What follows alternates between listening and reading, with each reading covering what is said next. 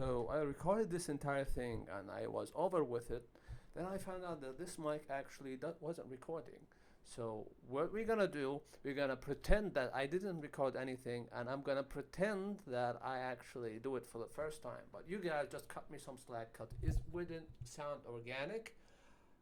But at least I have some idea about and certain points that I'm gonna mention. You know what I mean? So let's dive into it. What we're gonna talk about today is travel insurance. Travel insurance is something that a lot of people actually overlook, and they find out later on the hard way. Why? Because this guy found out the hard way. And trust me when I say it, it's not very cheap to go to a clinic or a hospital and get things done when you don't have a travel insurance in your pockets. So basically, you go to another country. It all like every country and every region had their own travel insurance policies. So some insurances are very cheap. Some insurances are very expensive. The most expensive usually are United States and Canada, and these both are actually very costly when it comes to anything. Like let's say that you fall out of a tree and they had to get you in an ambulance and they took you to a hospital. You're gonna pay for everything, including the ambulance gas. I know it's pretty hilarious, but actually, my first thing was in the United States. First time I had to pay a bill for something medical was in the United States last year, and funny enough, it was the most expensive states in the entire 50 states, which is New York. New York is the crown jewel when it comes to price hiking and price inflation. So I paid a lot of money.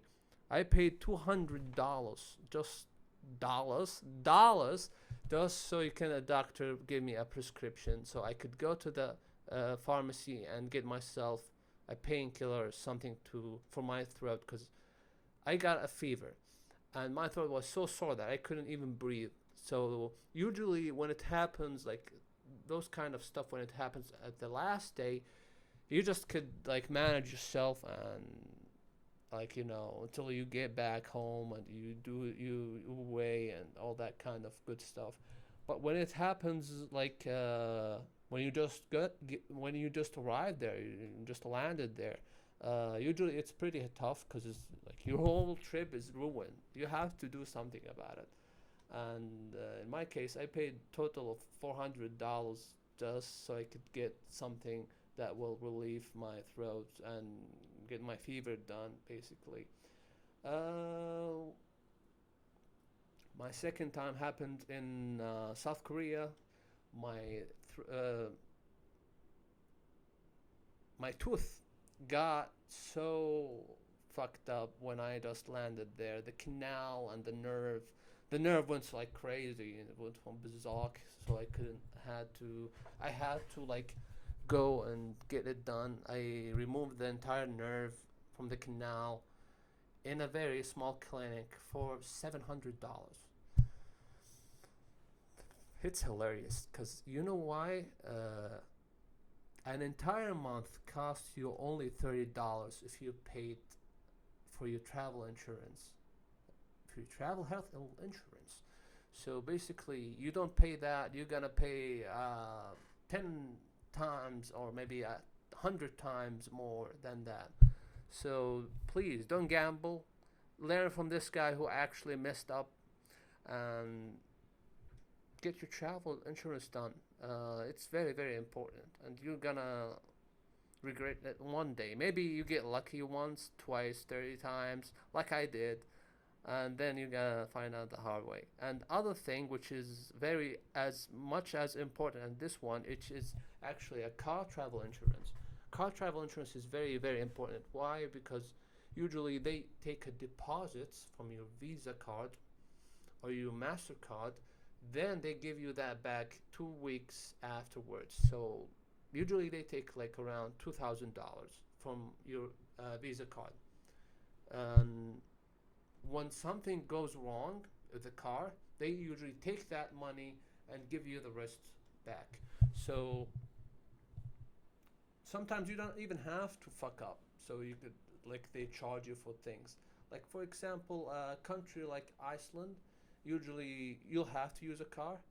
Usually there's a lot of ash storms. Ash storms is basically there's a lot of small rocks that's gonna bash into your car, end you up with a lot of scratch that you don't usually will even realize that it happens, because usually you'll be like, oh, I didn't crash, so there's nothing going on over here.